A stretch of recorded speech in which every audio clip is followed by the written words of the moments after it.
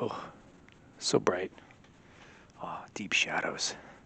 I'm not a crossing guard. I'm just wearing a vest, so you could tell that this is a different day. Because sometimes I wear, I really love this sweatshirt. So, anyway, oh, I had a lot to talk about every day. Just, oh, triggers every day. Angry, angry every day. They're still doing construction upstairs. No, I'm not trying to be angry. I'm for a different reason. With my family, my family's always a trigger.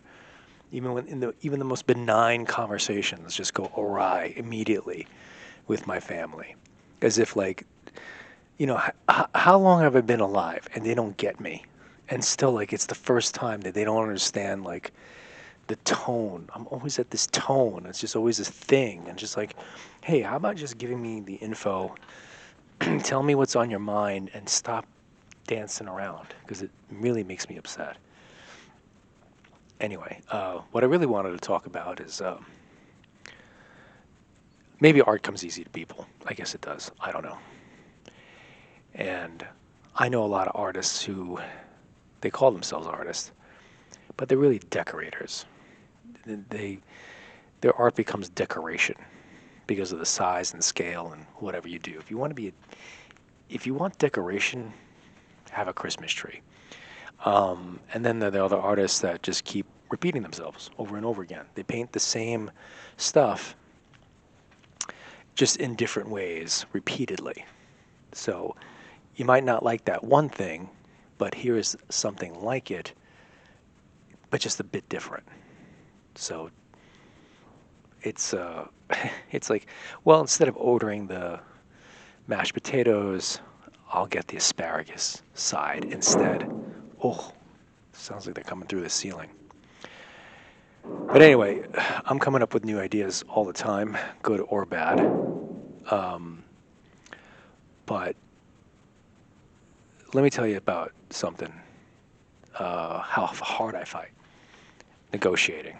I'm working on this project where it's called the Thief of Thieves, where I'm taking the security pictures off of bodegas and other stores, stealing them pretty much, and adding them into a collection where I put like marry like a fake security camera with it and the picture. I know it sounds vague, and I'm not showing any pictures of it, but I've been just collecting it, and to me, it's about um, that they post these pictures all over their store, and like this is a thief, this is a shoplifter, this is so it's like this whole wall of people that have stolen these items, and over years, it becomes like this big wall in the glass or something, and then it's like I think I mentioned this before. Anyway, but I found it interesting because it's just like, what do you think is going to happen? Like the couple police are going to come, the person comes in, if they see the picture, I'm not going to come in, and are they going to recognize him a second time?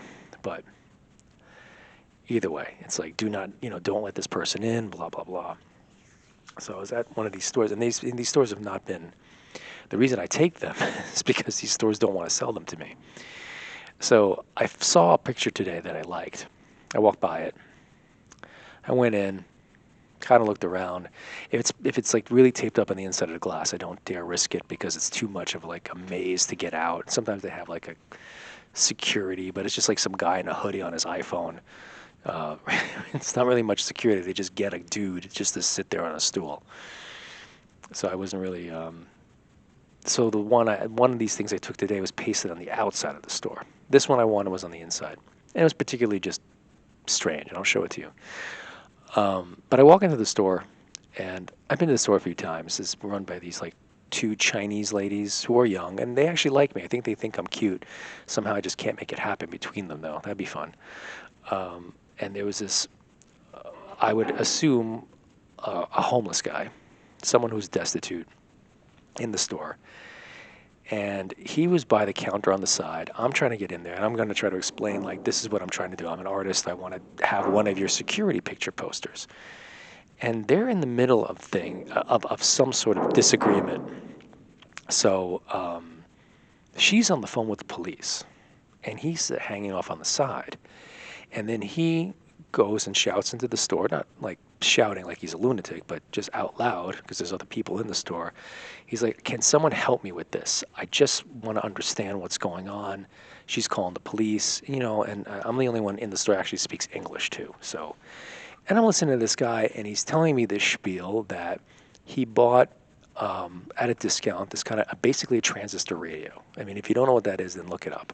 But just a small pocket radio. He's homeless. He doesn't have an iPhone. He doesn't have any other media, any media device or entertainment. So he bought like an AM/FM portable radio with some headphones it was for like $4.99. She sold it to him as a discount, but he thought the batteries were included.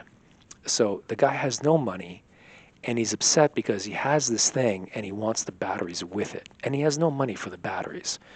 Now, the shopkeeper, she doesn't want to just give him batteries. She says he has to buy the batteries.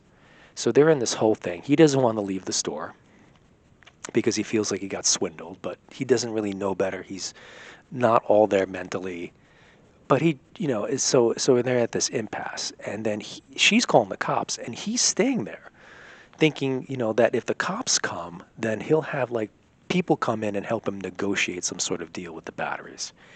And I know that's a bad idea because the cops are not going to help him. They're going to be with the shopkeeper. You know what cops are in NYC?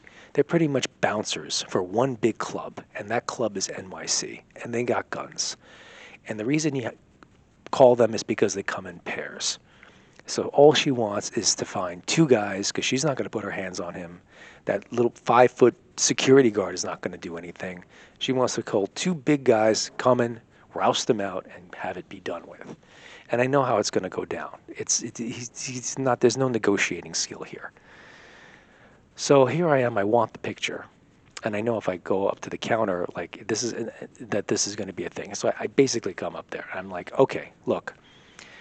Because she's just like, well, may I help you? And I'm like, yeah, I want to take one of your security pictures. She looks at me like I'm crazy. And I'm like, and I literally say to the homeless guy and to the shopkeeper, I'm like, look, I'm going to make this weird. This is going to be a weird three-way right now. And it's like, I want that picture. This guy wants batteries. I'm going to buy this guy battery. And the batteries were only $250. So like, I'm going to pay the $250. You get, and it only needs 2 AA's. It's 4 AA's for $250. So they're really cheap. They're going to fail in a week. But anyway, as I told the woman, I told the guy, if I buy the batteries, I get the picture, you leave the store, and then no cops have to be involved. And they're like kind of hemming and hawing. I'm like, look, you're not gonna. I'm like, I feel like Trump. Like you're not gonna get a better deal than this. And so they all agree. So I buy the batteries for the guy. I take my box cutter. I go to the back of the store. I cut the picture down, and then I go back to the guy. I show them what I'm doing. I tell them like I'm an artist. Blah blah blah. And then I coax the guy out the store. She calls the cops back, tell them not to come, and then we're done. And this is how, and you're going to look at this picture and you're going to be like, what the hell is it? And I put it already on the board here. No, you can't even see it. And even if you could see it, you'd be like, what the hell is that? And it's a picture of this bald guy, and he shoplifted every single broom from the store. So he has this kind of like peacock look to him. He's walking away. You can't see his face, and it looks like he's like a peacock with brooms, all these colored brooms. And I know like somebody looking at this, they're like, what the hell is it? Why would you even get involved between someone who's homeless and not all there, talking about a transistor radio, a Chinese shopkeeper who's on the phone with the police, and and for $250, like you're risking, I don't know these people. You're risking the law. You're risking your health, and I'm like, I have to. And it's beautiful, and I'm sorry you don't see it. And I'm sorry that and I really feel sorry for these artists, and for the collectors and everyone that just don't see it. And maybe they never will. Maybe not this generation. Maybe in 10 generations, but I felt it. I felt like I fought for something, like I wanted to change the situation. I wanted to get what I want, and everybody won in some way. I don't know. I can't even explain what you can get from it. But if you can't see the beauty, then maybe art's not for you. I don't know. But yeah, that's how I view the world. That's how I am.